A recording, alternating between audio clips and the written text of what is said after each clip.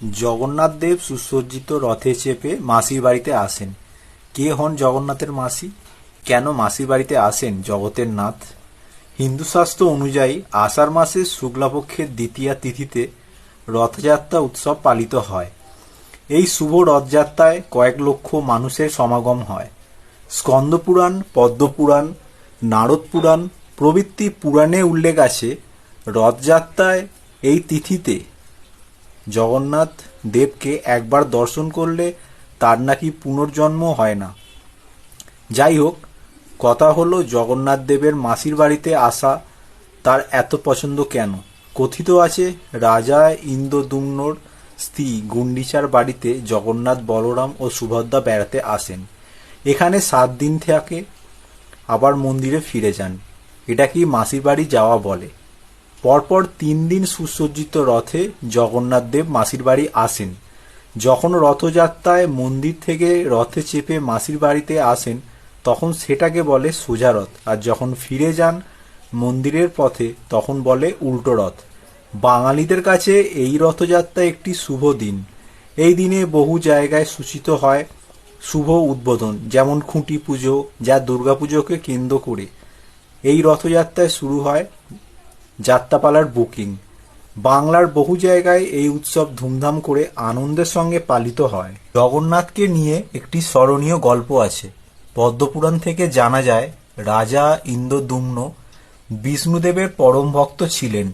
সেজন্য তিনি একটি মন্দির স্থাপন করেন, যার নাম ছিল শ্রীক্ষেত্র, বর্তমানে পুরী জগন্নাথ ধাম। কিন্তু প্রথমে এই মন্দিরে বিগ্রহ ছিল না। একদিন রাজার কোনো একজন স্নেহভাজন বলেন, হে নৃপতি, নীলমাধব হলেন বিষ্ণুর একটা রূপ। যদি তার খোঁজ খবর নেন, তাহলে পেলেও পেতে পারেন নীলমাধবকে।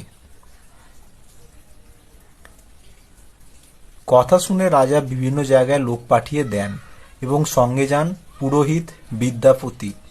অনেক খোঁজাখুঁজির পর নীলমাধবকে পাওয়া যায় না। সবাই বিষণ্ণ মনে ফিরে আসেন, কিন্তু দলছুট হয়ে হারিয়ে যান বিদ্যাপতি। জঙ্গলে একা একা কিংকর্তব্য বিমূঢ় হয়ে ঘুরতে থাকেন।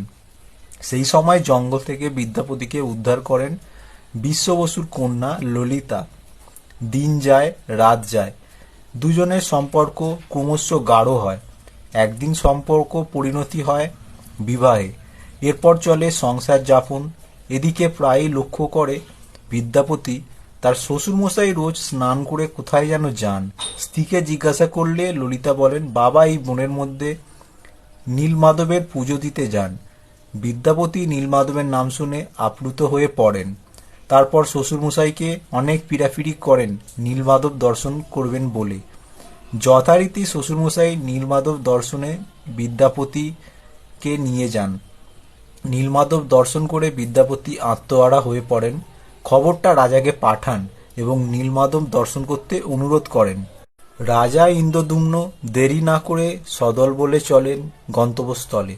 যখন পৌঁছান, সেখানে দেখা যায় মন্দিরে বিগ্রহ নেই। মরিয়া হয়ে সবাই খুঁজতে লাগলো নীলমাধবকে। কোথাও খুঁজে পাওয়া গেল না। বিফল মনোরথে সবাই ফিরে চললেন। রাজা দুঃখে কাতর হয়ে পড়েন। তখন রাজা একটা দৈববাণী শোনেন, সমুদ্রের জলে একটা কাঠের গুঁড়ি ভেসে আসবে। সেই কাঠ দিয়ে আমার মূর্তি তৈরি করা হোক, আমি পুজো নেব। যথারীতি একদিন কাঠের গুঁড়ি ভেসে আসে, কিন্তু সেই কাঠ কাটতে কিছুতেই পারা যায় না। সমস্ত যন্ত্রপাতি বিকল হয়ে যায়। রাজা ভীষণ মুচড়ে পড়েন। রাজার দুঃখ দেখে খোদ ভগবান অন্য রূপ নিয়ে রাজার কাছে আসেন এবং মূর্তি নির্মাণ করতে বিশ্বকর্মাকে নির্দেশ দেন। কিন্তু নির্দেশের ভেতরে একটা শর্ত ছিল, যখন মূর্তির কাজ চলবে তখন কেউ যেন মন্দিরের দরজা না খোলে। চলল মূর্তি নির্মাণের কর্ম। 1 দিন 2 দিন করে 21 দিন পার হয়ে যায়। কোনো উত্তর আসে না মন্দিরের ভেতর থেকে।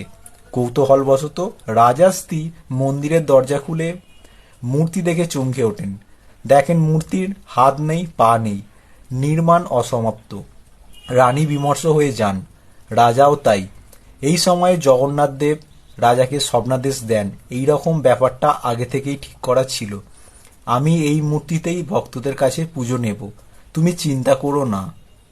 তারপর সেই সময় থেকে বর্তমান সময় পর্যন্ত চলে আসছে জগন্নাথ দেবের পূজার্চনা, ভোগ নিবেদন। রথযাত্রা একটি মহোৎসব। পুরীর মন্দিরে ভারতের নানা অঞ্চল থেকে ভক্তরা ছুটে আসে তাকে দর্শন করতে। সেই দর্শন সমান তালে চলেছে জগন্নাথ দেবের অসীম কৃপায়।